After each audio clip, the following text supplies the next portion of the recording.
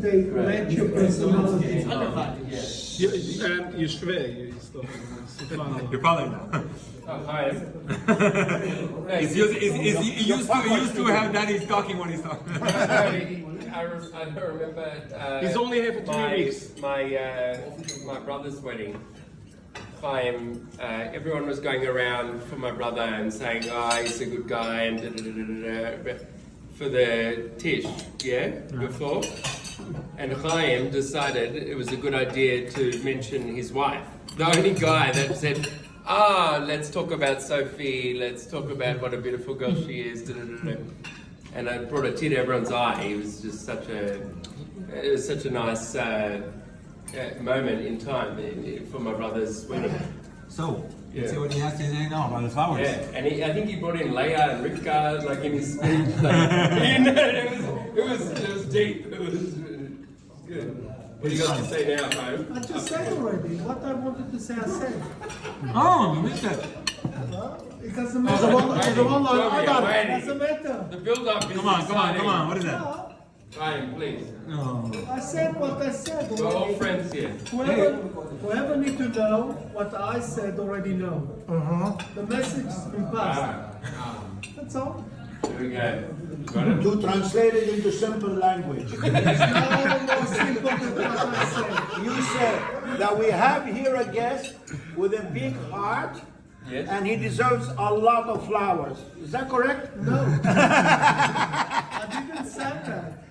Okay. I said his personality Yes. is like this beautiful Flower. flower. What's the same thing? What's the same? Doesn't his personality come out of his heart, or where does it come from? It's the Shema and his heart that it brings out his personality. Comes from Gan Eden. Yeah.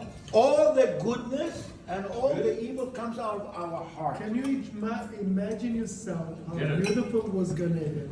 Of course I know. He was there. He was there. I'm not sure if he was a snake or. Have a good joke, please. This old couple come up to Shamayim. After 120, they reach 90 years old, and they come to Shamayim. And they're going around Gan Eden, and the wife tells the husband, "Look how beautiful it is, Gan Eden. I mean, beautiful." So the husband told her, "Yeah, if not for your brown bread, we would have been here already 15 years ago."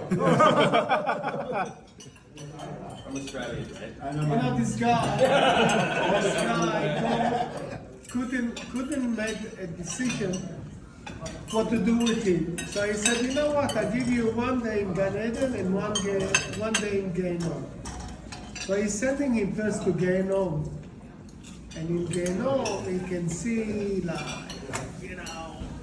parties and beautiful things. Between the fires. That's a war here.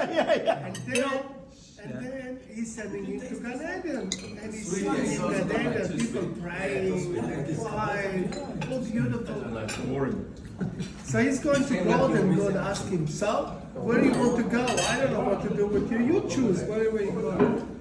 He said, you know what, God, I have a problem because Gan Eden is a lot of Gehinom, it's a lot of fire. They have like, music, and fire, and this, and Gan Eden, everybody sings.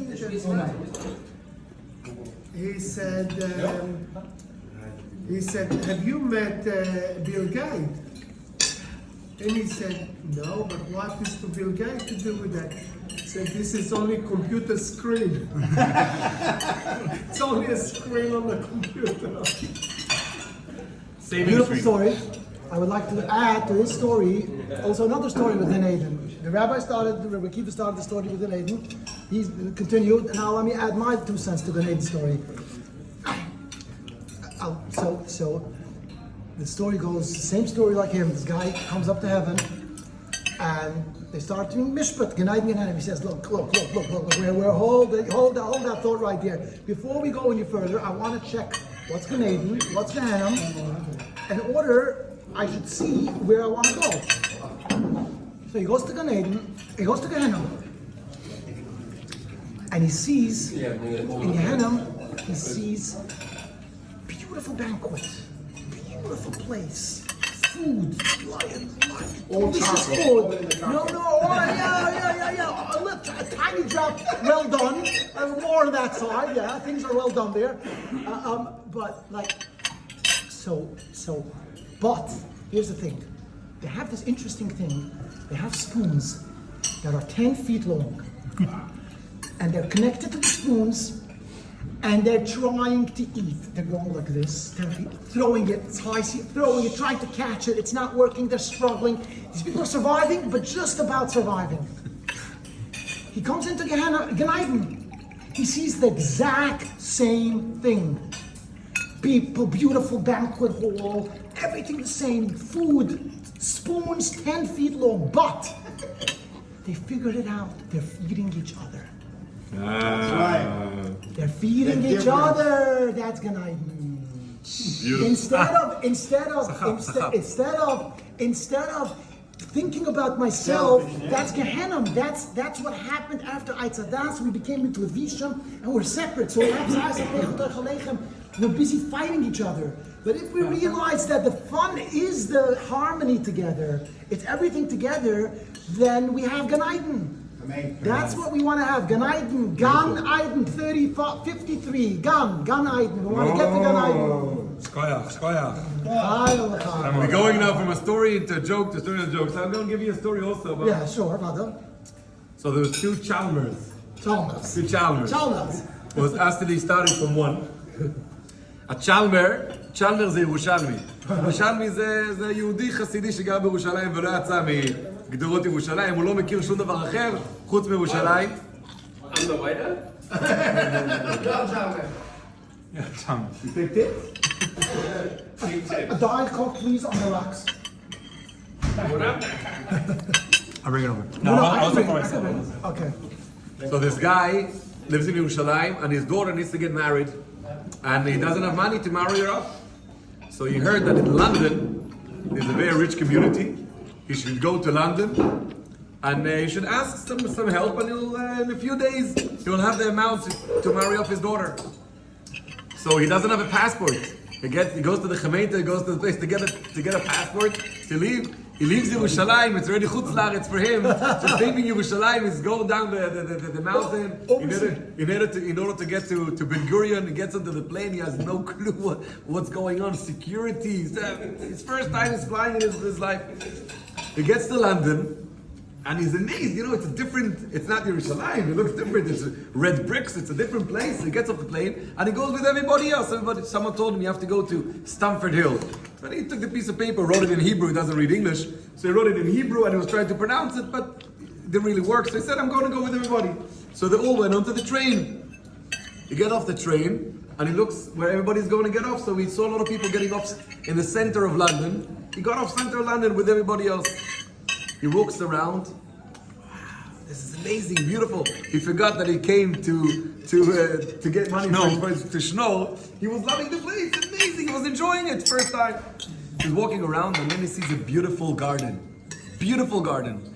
But there was a fence. But in Yerushalayim, if you have a fence, it's only a reason to jump over. I mean, if there's a fence, probably you need to jump over it. So he jumps over the fence. And he walks around and it's Mamash Gan Eden, a beautiful, beautiful garden. And he sees a very nice tree. And he had a little bit from the flight, I guess he took EasyJet, so his back wasn't in the best shape. So he decided to grab, to scrub his back to a beautiful tree. A minute passed and two guards come to him, tell him, you know where you are? And they're trying to discuss. It was very hard, they're doing with their hands. It was Buckingham Palace. In the garden of Buckingham Palace, and that tree, William II, he planted it when he was 3 years old. I mean, this tree is a yichus.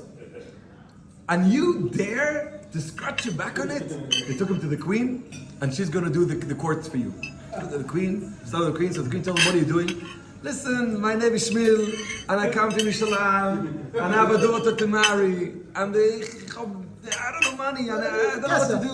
And I heard that in your country, with your wisdom, the Jews are so good over here, and they give a lot of charity. So I came to try my luck to get some money back to Israel. And you're such a good queen, and Jews live here in freedom. You know, he knows how to talk.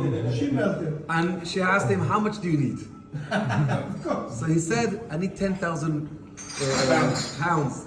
So she writes a check, 10,000 pounds, and she gives it to him. He's shocked. He didn't daven mincha about the Jewish community, and he has his money already. Amazing. But think about it now. He has a startup. He knows how to get money. So he gets back on the first plane back to Israel. He lands. He goes back to Yerushalayim. And the same night, two people are going to London with the exact instructions. Where to get up and back. Exactly. So they land and they go by his instructions. And he didn't have a clue, but he now knows the way how to get money from the queen. So two of those guys are going around and looking around to get exactly over that gate that he went over to find that holy tree. And they started to scrub the back on it. And after a minute, like the story goes, the security is there. What are you doing here? We came, Yerushalayim. Go to the queen. Okay? The story is going well. Things are progressing Exactly. Accordingly, exactly like we're supposed to be. They come to the queen. The queen asks them, what's the story? They listen, we both come to Yerushalayim. We have daughters to marry. We have no money. And we heard that you have a beautiful Jewish community over here. And the queen is so nice to everybody. And they are so good in charity. So we came to try our luck. Maybe they'll help us. Someone that lives in Yerushalayim. But they go to the story. She looks at them. Everyone gets a penalty of 10,000 euros. 10,000 pounds. But Shmuel was here yesterday. He says Shmuel was alone. He had no one to scratch his back. But you can scratch your own back.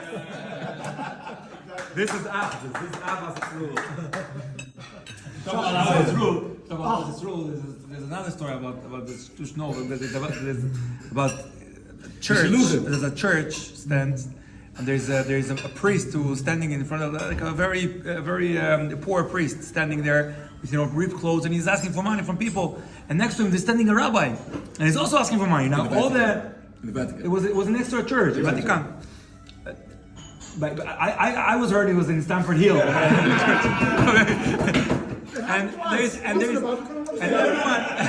And everyone who walks into the church, they give money to the priest, because who cares about the Jews, right? They give money to the church, and they give money.